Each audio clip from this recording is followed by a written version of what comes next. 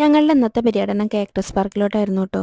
ഞങ്ങൾ creek metro സ്റ്റേഷനിൽ ഇറങ്ങിയിട്ട് അവിടെ നിന്ന് ടാക്സി പിടിച്ചിട്ടാണ് ഇങ്ങോട്ട് വന്നത്. സാധാരണ 5 മണി കഴിയാതെ റൂമിൽ നിന്ന് പുറത്തേക്കിറങ്ങാത്ത ഞങ്ങൾ എന്തിനോ വേണ്ടി 5 മണിയാകുമ്പോഴേക്കും കാക്ടസ് പാർക്കിലോട്ട് എത്തിയിരുന്നു കേട്ടോ.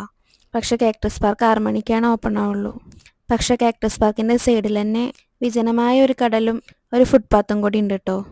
അതുകൊണ്ട് ഞങ്ങൾക്ക് ബോറടിച്ചില്ല. പിന്നെ ഇടയ്ക്കിടയ്ക്ക് ഒരു ബോട്ടും കൺമണിയുടെ ഓട്ടവും ഞങ്ങളുടെ സ്വരവർച്ചലും തല്ലുകൂടലൊക്കെ ഇട്ട് സമയം പോയത് അറിഞ്ഞില്ല കേട്ടോ. 6 മണി എന്ന് പറഞ്ഞിട്ട് 6 മണിയുടെ മുമ്പ് തന്നെ ഒരുപാട് പേര് വന്നതുകൊണ്ട് 5:30 ആകുമ്പോഴേക്കും കാക്ടസ് പാർക്ക് ഓപ്പൺ ആയി. നേരെ കയറി ചെല്ലണത് ലോകത്തിലെ എല്ലാ ഫ്ലാഗും വെച്ചിട്ടുള്ള ഒരു ഫ്രെയിമിലോട്ടാണ് കേട്ടോ.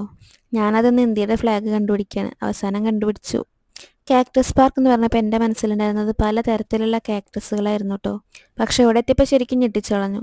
ഒരു തെങ്ങിൻ്റെ അത്രയും പോന്ന അത്രയ്ക്ക് വേണ്ടാലേ, നല്ല വലിയ വലിയ കാക്ടസുകൾ. പിന്നെ ഇവിടെ നിന്ന് നോക്കിയിട്ടുണ്ടെങ്കിൽ ബുർജ് ഖലീഫ അടങ്ങുന്ന ദുബായിയുടെ ഒരു വ്യൂ കൂടി ഉണ്ട് കേട്ടോ. ഇത്രയൊക്കെ തന്നെയുള്ള അവിടെ കാണാൻ. പിന്നെ ബസ്സിലും മെട്രോയിലും വരുന്ന ആളുകൾക്ക് തിരിച്ചു പോവാൻ ആരെങ്കിലും മെട്രോന്ന് ടാക്സി പിടിച്ച് ഇങ്ങോട്ട് വന്നിട്ടുണ്ടെങ്കിൽ അതിൽ തിരിച്ചു പോകാമെന്നേ ഉള്ളൂ കേട്ടോ. അല്ലാതെ ഇവിടെ നിന്ന് ടാക്സിയും ബസ്സൊന്നും കിട്ടില്ല. 3-3.5 കിലോമീറ്റർ നടന്നിട്ടുണ്ടെങ്കിൽ അടുത്ത മെട്രോ സ്റ്റേഷനിലെത്താം. പിന്നെ നടക്കുന്ന വഴിക്ക് തിരഞ്ഞ് നടന്നിട്ടുണ്ടെങ്കിൽ കടലിൻ്റെ സൈഡ് ആയതുകൊണ്ട് ഇങ്ങനെ കുറേ സാധനങ്ങൾ കിട്ടും കേട്ടോ. അപ്പോൾ ബായ്.